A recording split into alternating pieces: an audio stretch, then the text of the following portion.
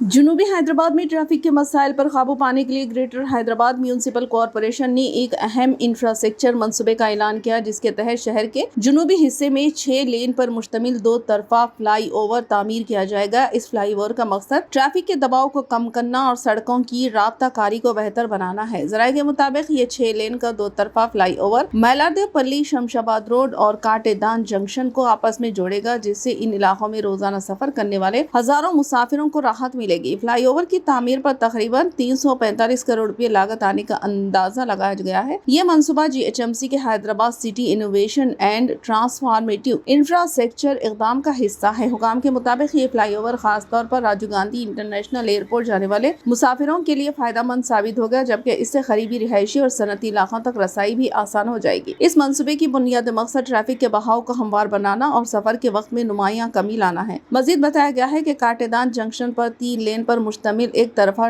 Down ramp भी तामीर किया जाएगा, ताकि जंक्शन पर ट्रैफिक के दबाव को कम किया जा सके। फ्लाईओवर का फैसला हैदराबाद मेट्रोपॉलिटन डेवलपमेंट अथॉरिटी की ट्रैफिक स्टडी के बाद किया गया। सर्वे, टेक्निकी जांच, तफसीली डिजाइन और तामीराती काम मुंतखब एजेंसी के जरिए अंजाम दिए जाएंगे। हुकाम को उम्मीद है कि मंसूबा मुकम्मिल होने के बाद जनूबी हैदराबाद में ट्रैफिक के मसाइल में नुमायां बेहतरी आएगी।